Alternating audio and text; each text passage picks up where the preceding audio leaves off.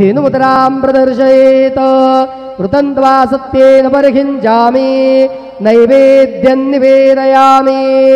ॐ प्राणाय स्वाहा ॐ अपानाय स्वाहा ॐ व्यानाय स्वाहा ॐ उदानाय स्वाहा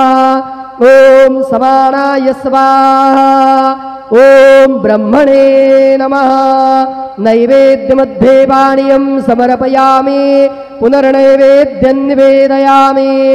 ॐ प्राणाय स्वाहा ॐ अपानाय स्वाहा ॐ व्यानाय स्वाहा ॐ उदानाय स्वाहा ॐ समानाय स्वाहा ॐ ब्रह्मणे नमः नैवेद्यं समर्पयामि हस्तप्रक्षालनं समर्पयामि मुखप्रक्षालनं समर्पयामि शेषोपचारार्थे प्रार्थनापूर्वकं नमस्कारं करोमि